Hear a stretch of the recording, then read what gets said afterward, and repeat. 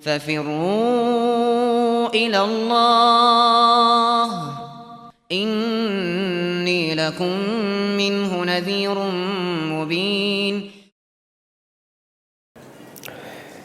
Kita akan memasuki pembahasan di halaman 19 pada bait syair yang ke-10, jenjang kesyukuran. Kata beliau rahimahullahu ta'ala, syakarul ladhi awlal khalaiqa fadlahu bil qalbi wal aqwali wal arkani.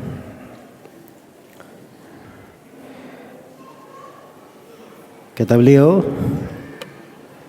rahimahullah, syakaru, mereka juga mensyukuri. Ini kembali kepada kata mereka, kata ganti kembali kepada orang-orang yang melakukan perjalanan ke negeri akhirat, para pengelana negeri akhirat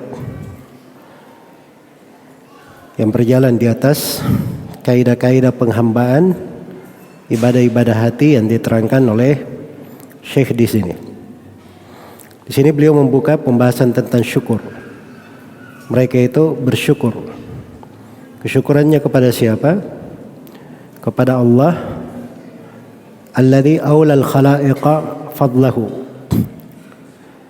yang telah meliputi, menganugerahkan kepada al-khalaiq, makhluk-makhluk, fadlahu, keutamaannya, anugerahnya, bil qalbi wal aqwali wal arkani. Kesyukurannya itu dengan hati, dengan ucapan, dan dengan anggota tubuh. Saya poinkan di sini ada 3 pembahasan. Al-mas'alatul ula, manzilatus syukur. Pembahasan yang pertama tentang jenjang kesyukuran. Iya. Jenjang kesyukuran. Manzilatus syukur. Dan ini kesyukuran kepada Allah Subhanahu wa taala itu salah satu dari tempat persinggahan pengelana akhirat yang sangat mulia dan sangat agung. Karena itu tadi sudah kita singgungnya di bab sabar. Sebagian ulama itu mengatakan bahwa sabar 1/2 dari iman. Karena syukur juga adalah 1/2 daripada iman. Iya. Karena memang antara kesyukuran dan kesabaran itu punya keterkaitan dan saling mengharuskan. Karena syukur itu mengandung makna dia sabar di dalam melakukan ketaatan dan sabar meninggalkan maksiat. Jadi dia mengandung hal itu. Karena itu punya keterkaitan yang kuat antara syukur dan kesabaran. Iya, syukur itu adalah jalannya para nabi dan para rasul. Jalannya para nabi dan para rasul. Dan sesuatu yang ditempuh oleh khawas al-makhluk, orang-orang khusus dari ya hamba-hamba Allah Subhanahu wa taala. Iya. Karena itu para nabi itu dikatakan di dalam hadits, wa kanu yafrahuna birraha'i wa kanu yafrahuna bil bala'i kama tafrahuna birraha. Adalah para nabi itu mereka bersyukur, bergembira dengan cobaan sebagaimana kalian bergembira dengan kelapangan. Kalau kita kan begitu, ada kelapangan, nikmat, Masya Allah, berseri-seri, bergembira. Tapi kalau kena ujian, nah itu di situ kelihatan wajahnya. Tapi kalau para nabi itu kena ujian, mereka sangat bergembira. Sama dengan kegembiraan kalian kalau dapat kelapangan. Iya. Ini sifatnya para nabi. Makanya Nabi Ibrahim dikatakan, Inna Ibrahim kana ummatan qanitan lillahi hanifa wa lam yakun minal musyrikin syakiran li an'umih. Orang yang selalu bersyukur terhadap nikmat-nikmat Allah Subhanahu wa taala. Iya. Dikir itu adalah kepala kesyukuran. Dikir itu melambangkan syukurnya kepada Allah Subhanahu wa taala. Karena dikir itu dengan hati maupun dengan lisan itu dari bentuk kesyukuran juga kepada Allah Subhanahu wa taala. Ya, dan dahsyatnya pembahasan syukur ini karena Allah Subhanahu wa taala menyebut dari Asmaul Husna, dari namanya adalah Asy-Syakir. Iya. Dari Asmaul Husna namanya Asy-Syakir. Asy-Syakur. Artinya yang mensyukuri pembuatan hamba. Memberi balasan terhadap orang-orang yang bersyukur. Adapun syukur itu sendiri, iya, syukur itu sendiri secara bahasa itu artinya tampaknya pengaruh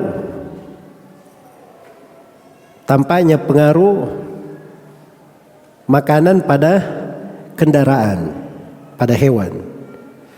Karena itu kalau dikatakan oleh orang Arab syakaratid dabbah,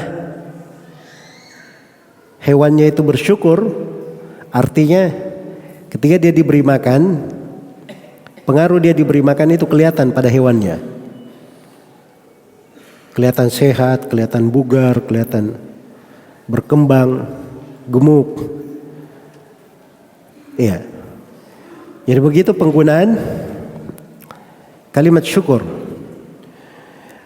Itu ada di dalam sebagian riwayat ya, ketika Ya'juj dan Ma'juj keluar itu disebutkan patashkuru 'alaiha ka ahsani ma syakarat min nabatin asabathu. Iya. Di hadits tentang Ya'juj dan Ma'juj itu. Maka pada kambing itu bersyukur, maksudnya berkembang, tampak, menjadi gemuk. Seperti syukur yang terlihat pada tumbuhan. Ketika tumbuhan itu mendapat dari hal yang membuatnya bersemi. Jadi itu asal syukur di dalam secara bahasa. Ya, kenapa kita selalu bahas secara bahasa? Sebab kandungan bahasa itu ada kaitannya dengan mana penggunaannya secara syar'i. Itu ada maknanya, sering ada maknanya. Iya. Baik. Jadi syukur itu di dalam mana istilahnya,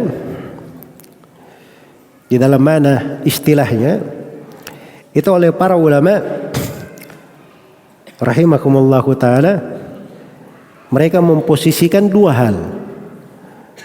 Ya, memposisikan dua hal. Karena syukur itu bisa bermakna Allah mensyukuri pembuatan hamba, Allah mensyukuri perbuatan hamba. Ya. Dan bisa bermakna hamba itu bersyukur kepada Allah. Bersyukur kepada Allah. Makanya syakir, syakur itu punya dua makna. Jadi bisa Allah mensyukuri perbuatan hamba, dan bisa bermakna hamba itu selalu bersyukur kepadanya.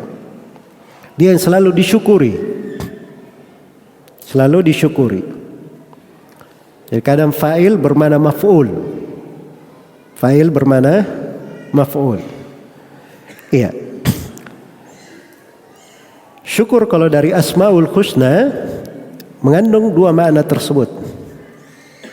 Inna Rabbana laghafurun syakur. Wa kana Allahu syakiran alima. Ya, itu kan ayatnya ya terhadap dua nama ini. Dua nama dari Asma al-Husna. Baik. Kalau kata syukur itu sendiri, dari mana seorang hamba bersyukur kepada Allah, itulah yang dibahasakan oleh sebagian ulama, bahwa syukur itu adalah selalu menyaksikan nikmat-nikmat Allah dan mengakuinya. Menyaksikan nikmat-nikmat Allah dan mengetahui dan mengakui. Iya. Baik. Ya, kalau di bahasa yang dipakai, ada yang membahasakan syukur seperti itu tadi, ada yang mengatakan syukur itu adalah mengakui nikmat dan mengakui bahwa nikmat itu hanya dari Allah semata. Iya. Dan dia mengatakan bahwa syukur itu adalah mengakui Allah yang memberi nikmat dan dia merendah diri untuk hal tersebut. Dan dia mengatakan bahwa syukur itu adalah meninggalkan maksiat, meninggalkan dosa-dosa. Itu dia tafsirkan dari kebalikannya. Tafsirkan dari kebalikannya. Dan dia mengatakan bahwa syukur itu adalah selalu melihat bahwa nikmat itu diakui dengan hatinya, nikmat itu datangnya dari Allah Subhanahu wa ta'ala. Iya. Dan dia mengatakan bahwa syukur itu bagaimana nikmat itu dia gunakan pada hal yang dicintai dan diridhai oleh Allah Subhanahu wa ta'ala. Ya, kalau dibahasakan kata-kata syukur di kalangan as-salaf banyak pembahasaannya. Tapi mungkin kalau kita ingin simpulkan, itu kesimpulan yang paling indahnya itu adalah apa yang disebut oleh Ibnul Qayyim rahimahullahu ta'ala. Beliau katakan bahwa syukur itu dibangun di atas 5 kaidah. Syukur dibangun di atas 5 kaidah. Yang pertama, khudu asyakir lil mashkur. Iya. Yang pertama adalah dia tunduk. Orang yang bersyukur ini dia tunduk kepada Allah yang dia syukuri. Itu satu. Kemudian yang kedua, kaidah yang kedua, dia selalu cinta kepada Allah. Hubbuhu lahu. Dia cinta kepada Allah yang dia syukuri. Kemudian yang ketiga, wa atirafuhu bi ni'matihi. Dia selalu mengakui bahwa nikmat itu datangnya dari Allah. Iya. Kemudian yang keempat, kaidah yang keempat, wa thana'uhu alaihi biha. Dia selalu memuji Allah, menyanjung Allah dengan lisannya terhadap nikmat itu. Kemudian yang kelima, wala yasta'milaha fima yakrah. Dia tidak menggunakan nikmat itu pada hal yang dibenci oleh Allah. Jadi itu 5 kaidah syukur. Sekali lagi, yang pertama, ketundukan seorang hamba kepada Allah yang memberi nikmat. Satu.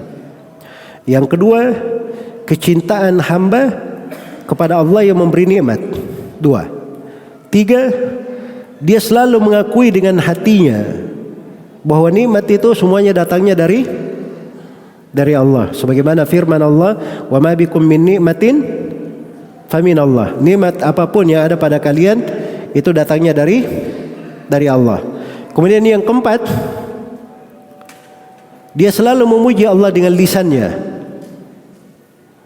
Memuji Allah dengan lisannya. Kemudian yang kelima, nikmat itu tidak dia gunakan pada hal yang dibenci oleh Allah. Tidak dia gunakan pada hal yang dibenci oleh Allah Subhanahu wa ta'ala. Maka inilah yang disebut dengan syukur. Itulah yang disebut dengan kesyukuran kepada Allah, dan itulah cakupannya. Itulah cakupannya. Baik. Jadi dari situ bahasa yang dipakai oleh Ibnul Qayyim itu pas sekali ya untuk menggambarkan bagaimana hakikat dari syukur itu dan bagaimana cakupannya. Iya. Syukur ini masuk di dalam kategori kewajiban. Ini dari kewajiban ibadah hati yang wajib untuk kita bersyukur kepada Allah Subhanahu wa ta'ala. Iya. Jadi itu dihitungnya oleh para ulama rahimahumullahu ta'ala bagian dari kewajiban. Karena Allah berfirman, "Wa ita'addana rabbukum la in syakartum la azidannakum wa la in kafartum inna adabi lasyadid." Itu bahasa kewajiban, bukan bahasa alternatif pilihan. Ketika Allah mengumumkan, andai kata kalian bersyukur, aku akan tambah nikmatku. Dan kalau kalian kufur, sesungguhnya siksaanku sangat pedih. Iya. Itu menunjukkan ya tentang kewajiban. Sama dengan ayat tentang kisah Nabi Sulaiman alaihissalam, falamma ra'ahu mustaqirran indah qala hadha min fadli rabbi liyabluwani aashkuru am akfur wa man syakara fa innama yashkuru li nafsihi wa man kafara fa inna rabbi ghaniyyun karim. Begitu Nabi Sulaiman melihat singgasananya Balqis di depannya, maka dia pun berkata, ini dari keutamaan Rabbku untuk menguji saya, apakah saya bersyukur atau kafir. Cuma ada dua, kalau bukan syukur berarti apa? Kafir. Maka di ayat yang lain, imma syakiran wa imma kafura. Dia bersyukur atau kafir, cuma ada dua golongan, tidak ada yang ketiga. Iya. Makanya siapa yang bersyukur, fa inna ma yashkuru li nafsihi, dia bersyukur hakikatnya untuk dirinya sendiri. Wa man kafara fa inna rabbi ghaniyyun karim. Siapa yang kafir, sungguhnya Allah Maha Kaya lagi Maha terpuji, tidak perlu kepada mereka semua. Iya. Maka ini menunjukkan tentang hukum dari syukur itu. Hukum dari syukur tersebut. Iya. Makanya dalam ayat ada perintah. Perintah itu menunjukkan kewajiban. Menunjukkan kewajiban. Washkuruli wala takfurun. Bersyukurlah kalian, jangan kalian kufur. I'malu ala Dawud syukra. Wahai keluarga Nabi Daud, lakukanlah kesyukuran. Lakukan kesyukuran. Iya. Dan dari keutamaan syukur ini, syukur itu sedikit yang melakukannya. Karena besarnya pembahasan syukur ini. Makanya jangan sampai kita tidak termasuk dari yang sedikit ini. Karena itu dalam Al-Quran dikatakan, wa qalilun min ibadiyas syakur. Sangat sedikit dari hambaku yang bersyukur. Sangat sedikit dari hambaku yang bersyukur. Jadi itu beberapa ketentuan umum terkait dengan syukur. Kemudian dari apa yang kita terangkan juga bisa dipahami bahwa syukur itu sangat luas sekali kebaikan dan keindahannya. Makanya dari pengaruh syukur itu dia pasti akan dimudahkan untuk lebih cinta kepada Allah Subhanahu wa taala. Dari pengaruh syukur itu pula itu akan memudahkan dia untuk lebih dekat kepada Allah Subhanahu wa taala. Karena itu kata Abu Hazim Salamah bin Dinar al-Ashja'i rahimahullahu taala, kullu ni'matin la tuqarribu min Allah fahiya baliyah. Setiap nikmat yang tidak mendekatkan kepada Allah, maka itu bukan nikmat namanya. Itu namanya musibah. Itu namanya musibah. Jadi kalau ada nikmat mendekatkan kepada Allah, itu baru nikmat. Karena dia bersyukur.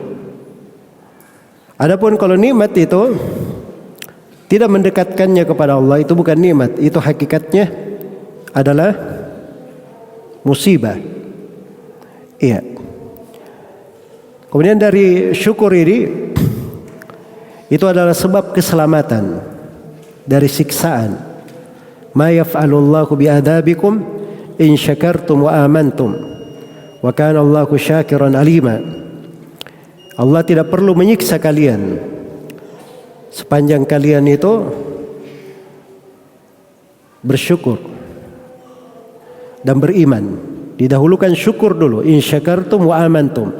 Sepanjang kalian bersyukur dan beriman. Sebab syukur itu lebih khusus daripada keimanan. Dia bagian dari keimanan, tapi lebih khusus.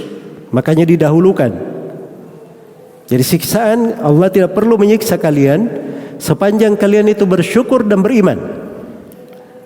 Kemudian Allah tegaskan bahwa dirinya itu syakiran, maha mensyukuri perbuatan hamba, atau disyukuri oleh hamba-hambanya. Aliman, dan maha berilmu. Dan maha berilmu. Kemudian dari manfaat syukur ini juga, orang yang bersyukur itu yang biasanya bisa mengambil pelajaran-pelajaran dari ayat-ayat Allah al-kauniyah maupun asy-syar'iyyah. Ya, makanya kalau ada yang tanya bagaimana kunci sukses di dalam belajar, salah satunya adalah syukur. Salah satunya adalah apa? Perbaiki syukurnya. Tahqiq makna syukur ini. Sebab yang mengambil manfaat dari ayat-ayat Allah, itu Allah telah sebutkan di dalam Al-Quran, inna fi dzalika laayatin likulli sabarin syakur. Sungguhnya dalam hal tersebut terdapat ayat-ayat bagi orang yang selalu bersabar dan bersyukur. Selalu bersabar dan apa? Bersyukur. Iya. Maka itulah yang membuat seorang hamba itu di atas kebaikan. Kemudian dari pembahasan syukur di sini yang ingin saya terangkan terkait dengan derajat syukur. Syukur itu ada 3 derajat. Ada 3 derajat. Derajat yang pertama adalah mensyukuri kesyukuran pada hal-hal yang disukai, hal-hal yang disenangi.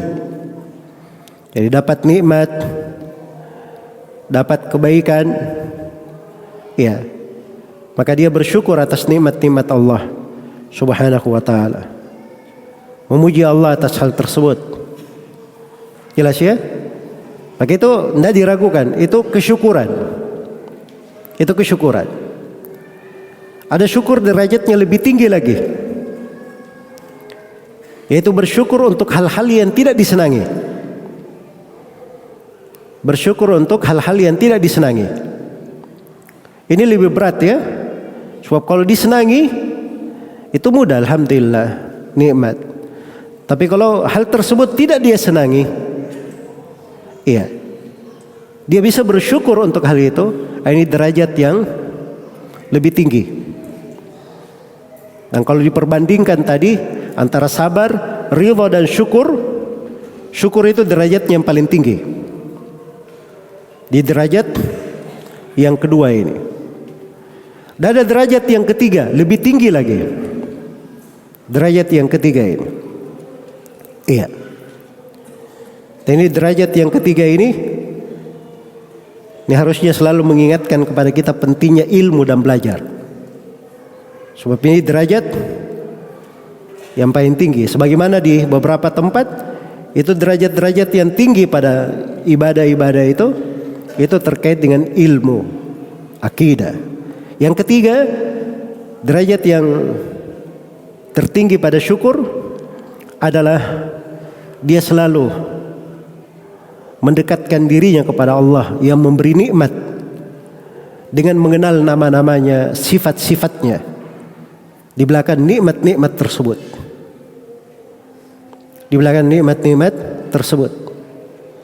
Iya. Kayaknya dia bersyukur kepada Allah. Dia makan, minum, dia berkata alhamdulillah. Itu bukan sembarangan ya ucapan alhamdulillah. Itu kesyukuran terhadap nikmat sekaligus menyanjung Allah di dalam hal tersebut. Dia kenal dari nama-namanya. Begitu dia dapat nikmat, dia kenal nama Allah Ar-Rahman, Ar-Rahim, Al-Wasi', Al-Karim, Al-Majid. Dia kenal dari nama-nama Allah Subhanahu wa ta'ala. Dia dapat pengetahuan. Dia tahu nama Allah Al-Alim, Al-Khabir, Al-Latif. Nama-nama yang terkait dengan ilmu. Iya. Diaplikasikan kesyukurannya dengan mengenal nama-nama Allah. Maka itu jenjangnya akan lebih tinggi. Jenjangnya akan lebih tinggi. Sebab kalau seorang hamba misalnya kena musibah, dihadirkan dari Asmaul Husna, itu syukur yang paling tinggi. Syukur yang paling tinggi. Iya. Dia malah bisa memahami nama Allah Al-Jabbar, Al-Qahhar, nama Allah Ar-Rabb, Al-Qadir. Ada musibah dia tidak bisa berbuat apa-apa. Ketentuan Allah. Allah yang maha berkuasa. Apa yang Allah kehendaki, tidak ada yang bisa menolaknya. Dia bisa hadirkan dari Asmaul Husna itu. Makanya itu akan menjadi jenjang syukur yang paling tingginya. Kalau dia sampai ke derajat itu, maka itu akan lebih tinggi daripada derajat sabar, derajat ridha. Iya. Maka ini 3 derajat syukur. 3 derajat syukur. Kita sampai ke satu saja, itu sudah alhamdulillah. Apalagi ini tergambar ya, semuanya 3 derajat. Ya. Toko mengenalnya itu membuat kita bisa menempatkan diri, berusaha berada di atas derajat-derajat tersebut.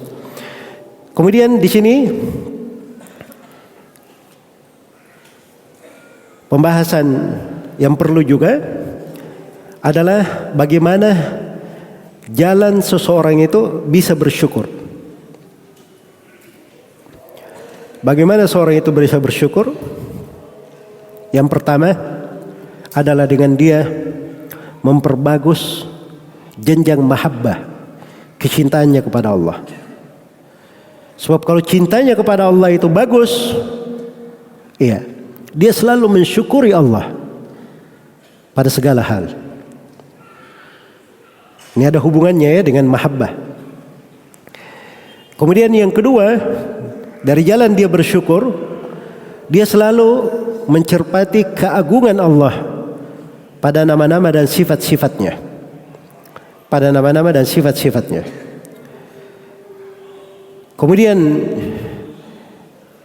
Yang ketiga, dari jalan dia bersyukur adalah dia berbaik sangka kepada Allah Subhanahu wa taala.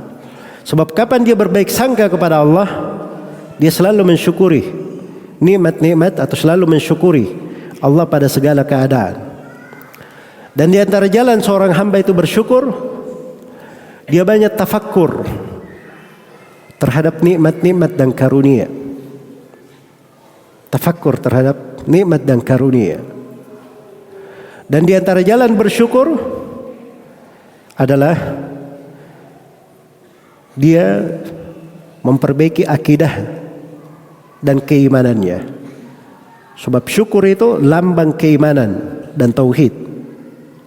Dan di antara jalan bersyukur adalah banyak berdoa kepada Allah Subhanahu wa taala, memohon kepadanya. Iya, karena supaya dijadikan sebagai hamba-hamba yang bersyukur, digolongkan kepada asy-syakirin. Dan yang terakhir, bahwa di pembahasan ketiga di sini asyukru bil qalbi wal lisani wal arkan. Kesyukuran itu dengan hati, lisan dan anggota tubuh. Syukur itu kaitannya dengan tiga. Ada yang terkait dengan lisan, ada yang terkait dengan hati, dan ada yang terkait dengan anggota tubuhnya. Terkait dengan anggota tubuhnya. Makanya seorang memuji Allah, berkata alhamdulillah, itu syukur juga. Dia sholat karena Allah, itu syukur juga. Ya, malah kalau dia dapat nikmat misalnya, dia sujud khusus, disebut sujud syukur. Itu boleh. Jadi kesyukuran kadang dengan amalan. Makanya dikatakan i'malu ala Dawud syukra. Beramallah kesyukuran, wahai keluarga Daud. Dan syukur juga dengan lisan, dengan anggota tubuh. Jadi subhanallah, dijadikan pada syukur itu luas cakupannya, bukan pada hati saya. Dan ini juga yang membedakan antara syukur dengan sabar dan ridha. Karena sabar itu, ridha itu murni amalan hati. Murni amalan hati, punya keterkaitan dengan, ada pengaruhnya pada lisan dan badan. Tapi kalau syukur, dia ada amalan hatinya, ada amalan lisannya, dan ada amalan anggota tubuhnya. Itu kesyukuran. Baik.